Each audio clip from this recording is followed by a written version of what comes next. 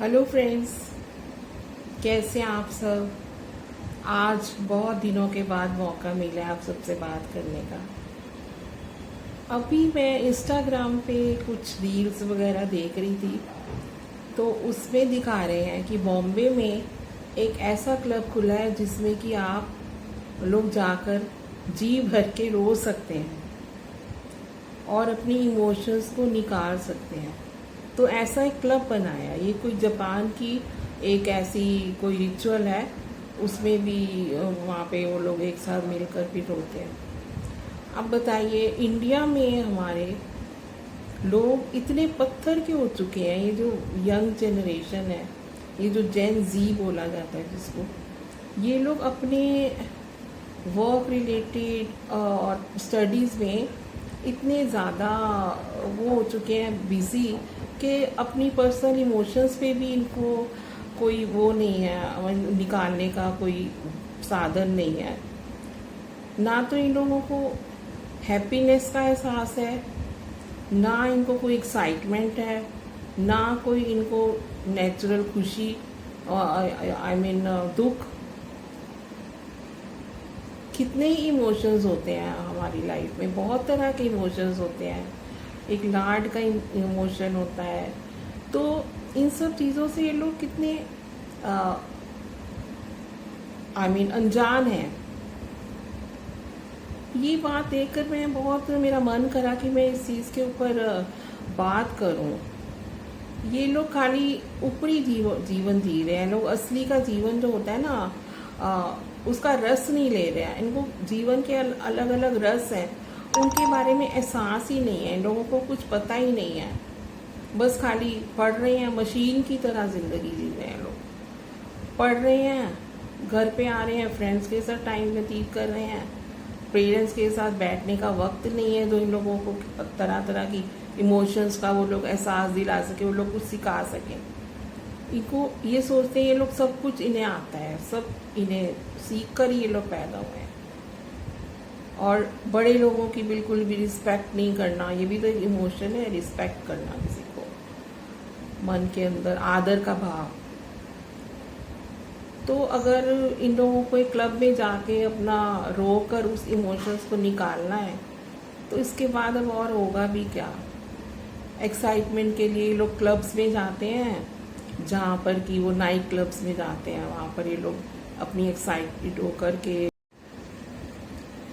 तो अगर आपको रोना है तो आप मंदिर जाइए ना, भगवान की मूर्ति के सामने खड़े होकर उनके साथ कनेक्शन बनाइए, देखिए आपको कैसे रोना आएगा। जब आपके मन में किसी बात का भी दुख होगा तो ईश्वर आपसे सीधे बात करेंगे, तो आपके जब से रोना निकलेगा।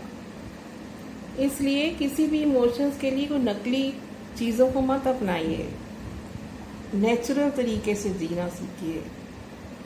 बहुत सी चीज़ें हैं जो आपको सीखनी है। सिर्फ किताबी ज्ञान जरूरी नहीं है, कभी एक्सपीरियंसेस से भी ज्ञान लीजिए। अपने आसपास क्या घट रहा है, आपके आसपास लोग किस तरह जी रहे हैं, उसको भी देखिए, समझिए। ये नहीं कि जरा सी मुसीबत आई और हैंडल ना कर पाया और कोई जुर्म कर दो या सुसाइड कर दो।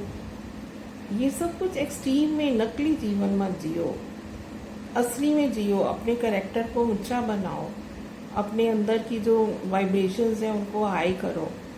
उसके बहुत से तरीके हैं। आप मेरे साथ जुड़े रहेंगे तो मैं धीरे धीरे आप लोगों को इसके बारे में भी बहुत सारी चीज़ें बताऊंगी कि कैसे आप अपनी वाइब्रेशंस को हाई कर सकते हैं। आसपास की जो भी चीज़ें आपको डिस्टर्ब करती हैं उनसे आप कैसे बच सकते हैं, अपनी ऑरा को कैसे स्ट्रॉन्ग करना है। ये सब चीज़ें दिन में सिर्फ 10 मिनट अगर आप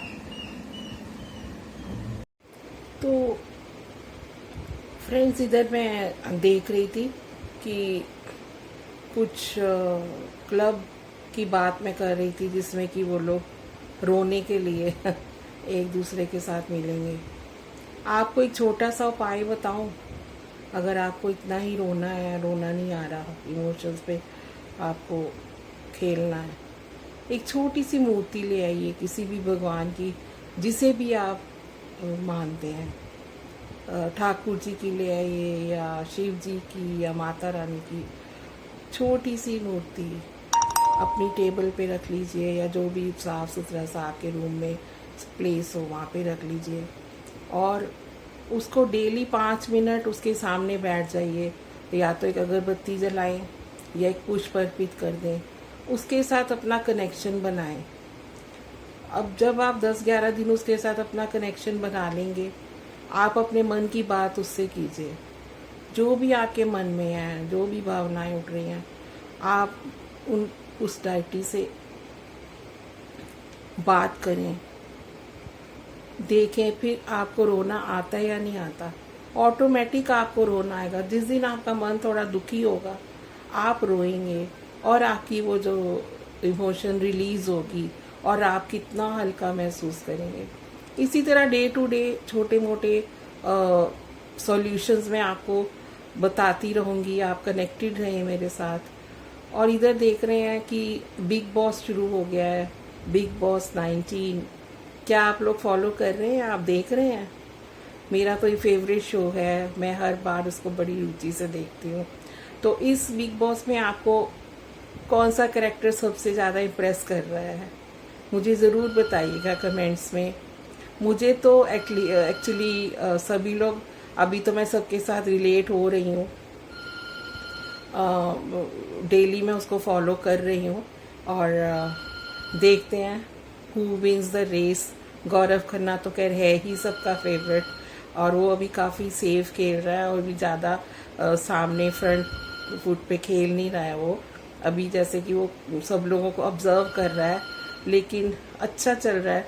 कुनिका मैम तो कुनिका है, क्योंकि वो हमेशा ज़्यादातर फिल्मों में वैम्प रोल करती आई हैं, तो थोड़ा सा वैम्पिश उनका शेड दिखाई देना शुरू हो गया है।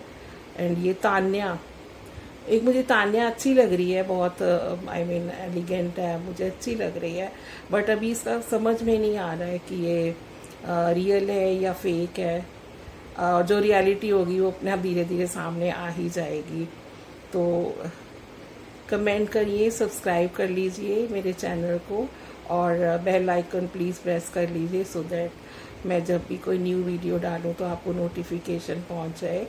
एंड प्लीज़ कमेंट्स में ज़रूर बताइएगा कि आपको कौन सा इमोशन है जो कि आपको अपना रिलीज़ करना है। मैं उसका आपको ज़रूर उपाय बताऊंगी। बहुत